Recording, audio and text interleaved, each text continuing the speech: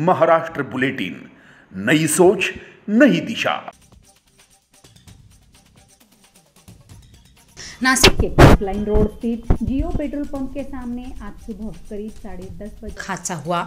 इस दर्दनाक दुर्घटना में 8 वर्षीय नविका अभिषेक नेरकर नामक मासूम बच्ची की मौके पर ही मौत हो गई। प्रत्यक्षदर्शियों के अनुसार तेज रफ्तार ट्रक ने अचानक नविका को जोरदार टक्कर मार दी, जिससे वह गंभीर रूप से घायल होकर उसकी मौके पर ही मौत हो गई है। हादसे के बाद आसपास के नागरिकों की भारी भीड़ जमा हो गई थी, जिससे इलाके में अफरा तफरी मच गई। इस घटना के बारे में पूर्व नगर सेविका नैना गांगुर्डे ने जानकारी देकर गड्ढों की वजह से होने का आरोप लगाया है। दुर्दैवी अपघातामध्ये निधन झालंय। घटना खरंच खूप हृदय पेवटून टाकणारी आहे, पण यामध्ये घटना अशी घडली आहे की सदर मुलगी स्विमिंगला जात असताना आपल्या आजीबरोबर एका हेवी वाहनाने ट्रक चालकाने त्यांना मागून धक्का दिला। ते पडले आणि तो न थांबता सरळ त्याने ती गाडी त्या मुलीवरनं घातलेली। अक्षरशः त्या मुलीचं न बघता येण्यासारखी दृश्य आहे। घटना इथे सगळे परिसरातले नागरिक हादरलेले आहेत। आम्ही वारंवार सांगत असतो महानगरपालिकेला की जी खड्डे बुजवणी केली आहे ते त्यांनी केलं पाहिजे, इथे स्पीड ब्रेकरची गरज आहे ते त्यांनी केलं पाहिजे, पण इथं कुठेतरी प्रशासन आणि सगळ्या यंत्रणा फेल ठरलेल्या आहे आणि त्याचा एक नाहक बळी आज गेलेला आहे। त्याच्यामुळे मी ह्या सदर घटनेचा तर खरं तर खूप निषेध करते।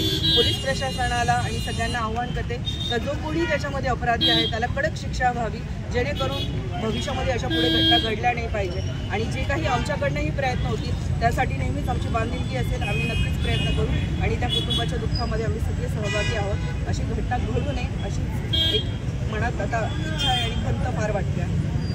त्यापासून तुम्ही इथं आहात आणि ॲम्ब्युलन्स नाही येते, काय कारण नेमकं? ॲम्ब्युलन्स असं आता एवढी मोठी दुर्घटना असून आम्ही इतके प्रयत्न करतोय, सगळ्या यंत्रणेला आमचे फोन करून झाले। हक्केच्या अंतरावर या ठिकाणी एक पोलीस चौकी स्थापन झाली, तिच्यावर सुद्धा कर्मचारी नाही।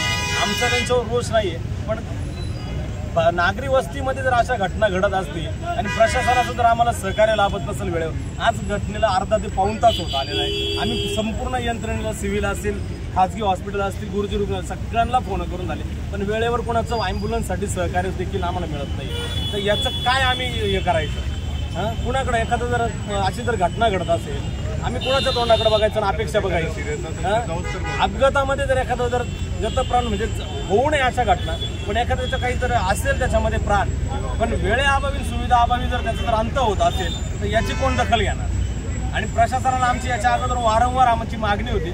सदर डिमांड झालेला आहे, तिथं त्या चौकीवर इतकी सायंकाळी सकाळी गर्दी असते, सणासुदीचे दिवस आहे, सणासुदीच्या काळामध्ये जर अशा एखाद्या कुटुंबावर जर असा दुर्दैवी अंत जर येत असेल, आज जर त्या मालकाची जर परिस्थिती बघितली, अक्षरशः लिटरली 8 वर्षाचं ते बालक आहे, मुलगी आहे ती, कसं वाटतंय याचं प्रशासन दखल घेणार का नाही? आणि ह्या ज्या आमची लोक मागणी आहे नागरिकांच्या, याच्यावर कधी आमच्या सुविधा करणार? आमची स्पीड ब्रेकरची मागणी आहे, पोलीस चौकीची मागणी आहे, पथदीपची मागणी आहे, कधी आमच्या मागण्यांचं गांभीर्याने प्रशासन दखल घेणार या ठिकाणी? तर आम्ही अशा सणासुदीच्या वेळेस आणि आज जागतिक कन्या दिवस आहे आणि अशी घटना घडते म्हणजे खरंच दुर्दैव आहे, खरंच दुर्दैव आहे। अशा म्हणजे ते काय साजरा करतील? आज बालिका दिन आहे, आज जागतिक बालिका दिन। खरंच निषेधार्थ आमची कळकळीची प्रशासनाला विनंती असेल, कृपया संबंधित इव्हन ह्याच प्रभागातले पूर्ण नाशिक शहरामध्ये पावसाअभावी जे काही रस्त्यांची दुर्दशा झाली, लवकरात लवकर त्याची सुधारणा करावी, नागरिकांच्या मागणीस्तव पथदीप चालू करावे, ठिकठिकाणी स्पीड ब्रेकर टाकण्यात यावे। आमची कळकळीची मागणी का अशी घटना कुणावर येऊ नये। सूचना मिलते ही सातपुर पुलिस मौके पर पहुंची और स्थिति को नियंत्रित किया। हालांकि एम्बुलेंस के घटनास्थल पर देर से पहुंचने को लेकर स्थानीय नागरिकों ने तीव्र नाराजगी जताई है।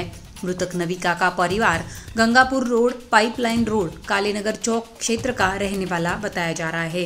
पुलिस ने ट्रक चालक के विरुद्ध मामला दर्ज कर आगे की जांच शुरू कर दी है। महाराष्ट्र बुलेटिन के लिए Bhushan Jain, Nashik. Maharashtra bulletin YouTube channel को शेयर करें, सब्सक्राइब करें, बेल आइकॉन पर क्लिक करें।